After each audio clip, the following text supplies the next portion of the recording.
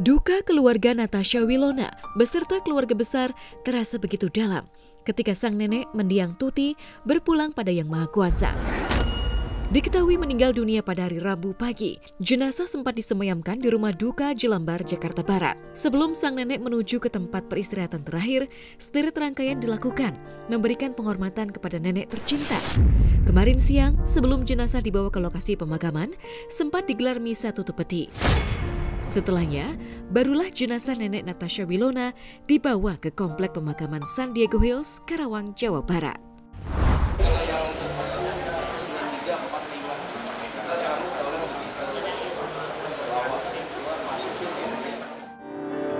Sejauh langit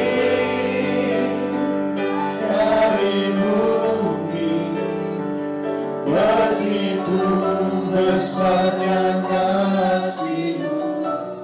Saudara-saudara, akhirnya dia pasrah, bahkan berpikir yang tidak-tidak. Tetapi saudara-saudaraku, tidak dengan Oma ini. Saya kurang lebih tahu bagaimana beberapa bulan terakhir dia mengalami sakit. Dan saya melihat bagaimana Oma sebelum sakit, betapa menjadi Oma yang baik yang bisa diteladani oleh keturunannya.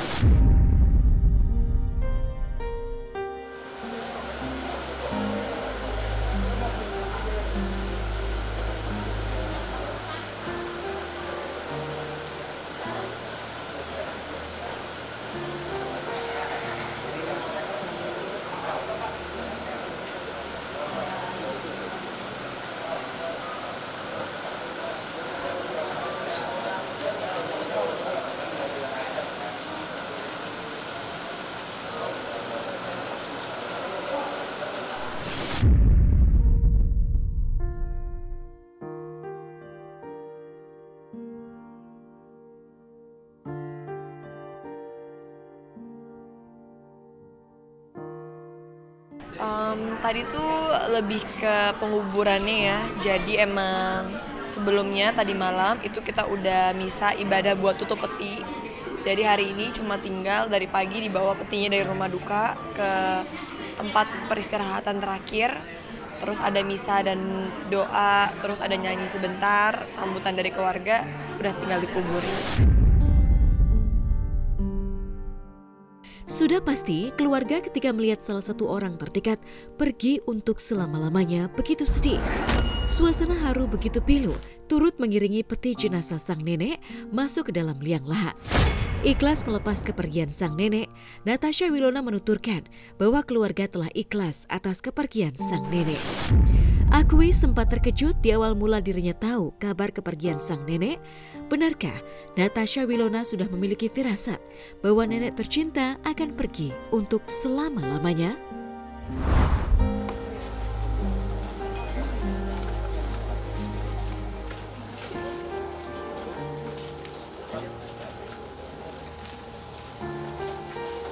Ku tak mampu sendiri, Engkaulah kuatku ya Allah.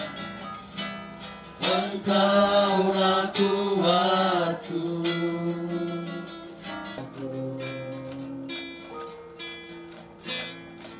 Semua yang ku perbuat, baik siang dan malam, selalu untuk-Mu. Dan Roh Kudus dalam nama Tuhan Yesus, hamba memakamkan almarhumah Oma, ibu, orang tua yang kami kasihi, Ibu Tuti, dalam usia yang ke-76 tahun, ke tempat peristirahatannya yang sementara ini. Biar Tuhan kelak pada akhir zaman, Tuhan membangkitkannya dan berjumpa dengan Engkau dalam awan-awan kemuliaan. Hatiku rindu ke sana.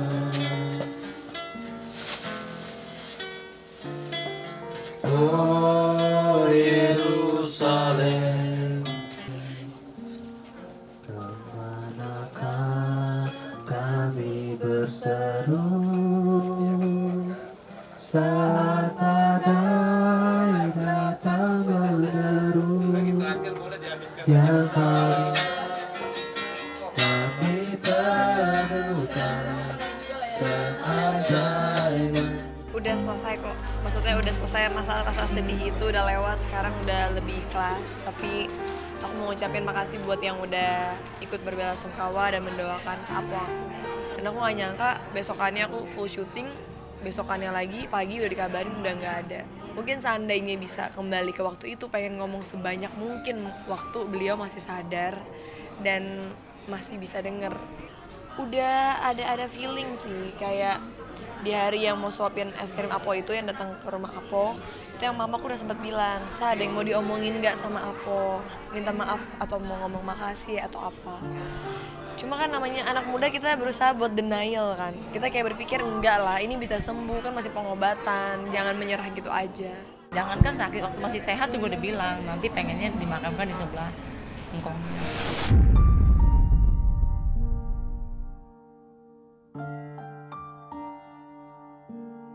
Terlepas dari kepergian sang nenek, Natasha Wilona akhirnya ungkap sebuah cerita yang menjadi kenangan tak terlupakan sepanjang hidup Natasha Wilona bersama sang nenek. Masih teringat kenangan 6 tahun lalu saat dirinya ikut menguburkan sang kakek di lokasi yang sama. Kala itu, mendiang nenek sempat bercerita bahwa kakeknya begitu bangga Natasha Wilona sebagai seorang cucu. Bahkan saking bangganya, sampai selalu menceritakan kepada teman-temannya ketika Wilona tampil di layar kaca. Rupanya, sejak Natasha Wilona mulai merintis karir di dunia hiburan tanah air, kakek dan neneknya selalu kompak mendampingi dirinya. Bahkan, beberapa kali kakek dan neneknya mengantar Wilona menyambangi lokasi syuting. Lalu, pesan dan nasihat apa yang teringat di benak Wilona diucapkan sebelum sang nenek telah tiada? Yang aku rasain adalah sekitar 6 tahun lalu, tepat di lokasi yang sama, aku menguburkan kakek aku. Di situ aku merasakan nenek aku alias Apo aku, sosok istri yang sangat kehilangan dan ditinggalkan.